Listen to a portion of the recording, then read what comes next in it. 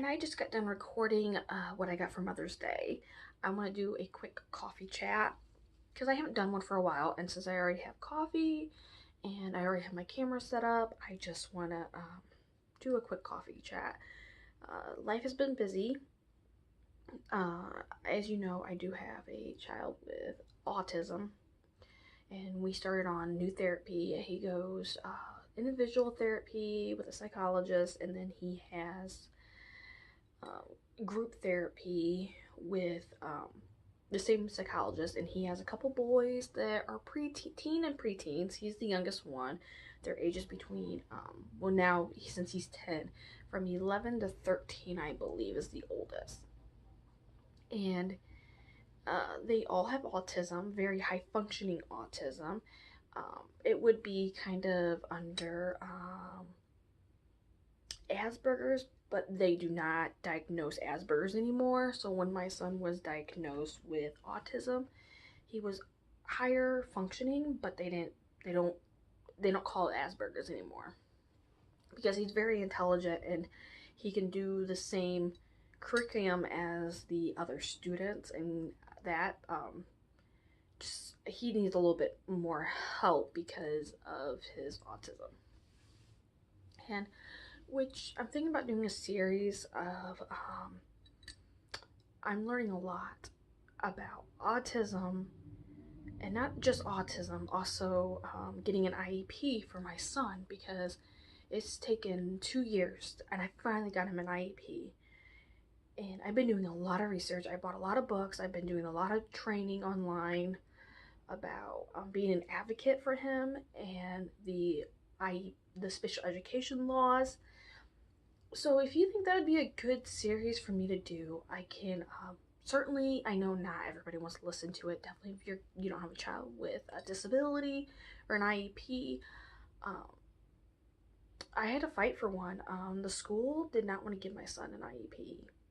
They fought, and I mean, it got dirty. Like, it got to the point where my husband and I had to travel up to Chicago, which is a couple hours from us, and we had to meet with a special education lawyer to tell him what's going on and have it, in our back pocket in case we had to retain this lawyer to get our son an IEP. And so we paid quite a bit of money just to meet with him, and he gave me a ton of advice, and it was nice because he was very impressed with everything that I already knew and all the research and everything that I've already done for my son. So I'm pretty sure from here now out I can advocate for my son myself, and I've been reading the law book, which, like I said, when I do a series, I'm not going to bore anybody on here who doesn't care. But if you don't, it's not your type of video, you don't have to watch it. I totally understand. I just want to get my voice out there because having a kid with disability and IEP and special education, it's even the stuff that like the teachers and the principal don't even know, like at the school, and that's what makes my mind boggle. Like, I even asked them in an IEP meeting, do you guys even train on autism and stuff like that? Oh yeah, we have training on. And I don't think so, because this school has no idea. They don't even have special education at the school. Like, they have resource. There's 4 grade schools in our district, and by Illinois state law, only one school. So like 1 middle school, 1 high school, in 1 grade school in the district has to be a special education school. The school my son attends is not special education. They're the most wealthiest area. All the wealthy area of our town, all the kids go to that school. So they have a reputation of being stuck up, I guess. And parents don't like me at that school. Which brings me to a story time about something that happened the other day at thing, and I'm so embarrassed by it, but you guys are probably gonna think this is hilarious.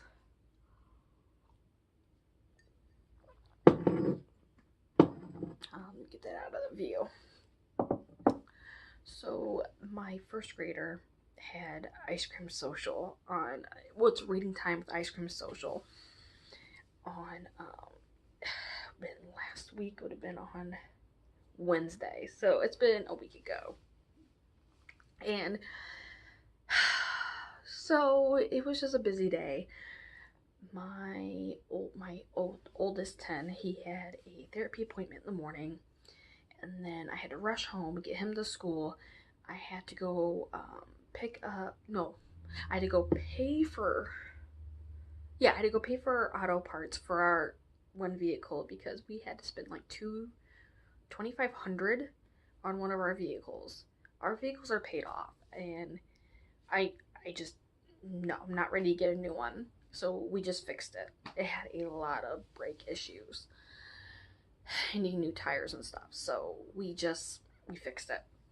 So I had to go to the auto store, and I had to pay for the parts because I used to work at this auto store, and I know a lot of mechanics in town. So the mechanic I was taking to, they allow me to bring in my own parts because I can get a better price than what they will jack the prices up to. So I was paying for my parts, and I had to rush home, get lunch, and I got a phone call from the school about my first grader not feeling well. His dad was heading to school, so he talked to him, and he's like, no, he wants to finish off school, but he wants to go to the doctor after school. And my oldest has a group on Wednesday afternoon, so I had to head back to his therapy appointment right after school, and I was like, I don't have time to take it. I mean, I'm rushing around. So, and the kids were just, they were hyper. So when my 3-year-old got off the bus, and I had to get him lunch, and then we had to head like straight over for the ice cream social. So we get there, and I'm running 10 minutes behind. I know everyone's there, and I had to drive my husband's car because my car wasn't safe to drive, and my husband's car is really loud. Like, pretty sure it's a timing belt. So I'm pulling into the school with this loud car, and I'm trying to get parked, trying to get the kids out of the car, and I get them inside, and we're rushing into the cafeteria, and I see everybody already seated. Oh my gosh. I'm thinking to myself, everyone's already got their ice cream. Here we are, running late. I hope they sell the ice cream out, because I promised these two ice cream. And we rush over to the ice cream table. We get our ice cream. I didn't get me any ice cream. I got the kids ice cream. And I rush them to the table, and I sit down, and I look around, and no one has gotten their ice cream yet. Like, no one. They didn't dismiss them for ice cream yet. Which, when my 10-year-old was in first grade and he did the ice cream social, they had you get your ice cream first. As soon as you got there, you're going out, getting your ice cream, getting all stuff, and then you went and sat down. Yeah, they didn't do that. And it was hot out too, guys. Like, it was 90 degrees, over 90 degrees. It was hot. And I'm like, my kid's ice cream was almost melted anyways at that time. I couldn't imagine. I mean, when the one lady was sitting at the same table as us, when she brought she was a grandma, when she brought her grandkids back from getting their ice cream, ice cream was seriously melted. I felt like an idiot. I really did. Like, if you guys ever watch American Housewife, I love that show, by the way, because I live in Westport of Illinois, of our area, and I'm Katie Otto completely. Like, I stand out, and it's a good thing I don't have any friends. It's a good thing because I would have probably embarrassed them if they were friends with me at the school. So, yeah, I don't want to go to another ice cream social. It'll be another 4 years, and yeah, I was embarrassing. So anyways, that was my story time, and just stuff that I wanted to tell you guys about what I was thinking about doing as for oh, the other series that I thought about starting is I started doing a bullet journal.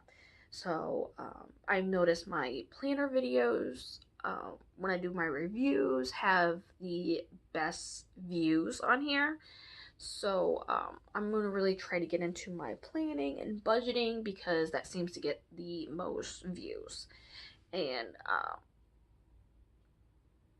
I'm still going to do my other videos. Hopefully, with summer coming, it's going to be a little bit harder because the kids, and the only time that I can do this kind of stuff without any background noise is when they're taking naps, which only the younger two take naps. And right now, he's almost 18 months old, but he's taking a nap right now. So that's why I'm able to do this video real quick before the 3-year-old gets home from school.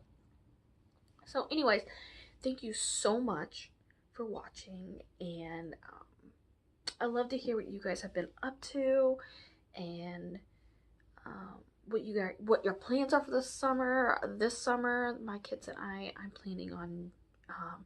They got these little they're called passport books, and the city we live near, next to, they do it's some science thing they do. So they have this book, and they have all these activities. So you go to different museums, different places, and you answer questions in it, and then you take it to the volunteer or worker there, and they sign off on it, and then they can be put into a drawing and win like $500 worth. They'll win $500 to spend towards some science website. They can buy science stuff, so this is all science. So I'm planning on about once a week. I think you have to do 6 or 10 activities in it to be put in the drawing. So I figured about once a week do that. My husband's job has a water park, so we like to go to that. So it also has a park altogether. Like it has tennis courts, basketball courts, playgrounds, and it has a miniature golf course. And it doesn't cost anything to go to this. It's a benefit for the employees and their families. So I have my little card to get me and the kids in. So which is nice. I don't have to have my husband with us to get in. Since I'm a spouse, I have my card, and then I have my kids' cards. So we try to do that once a week. My first grader is going to be in the camp. They have a camp there. And then my sister works there, so my niece, she goes to the camp too. So I'm going to try to go on Thursdays when she's at camp, so I can grab her from camp, and then she can play with her cousins.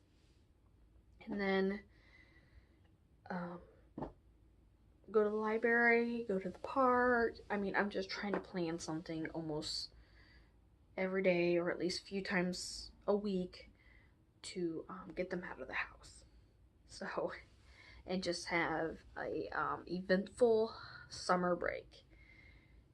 So thank you for watching, and thank you for listening to me. I can't see how long I've been talking for. I can't see my timer because my ring light's in the way. So have a great Wednesday, and thank you for watching. I will catch up with you guys later. All right, bye.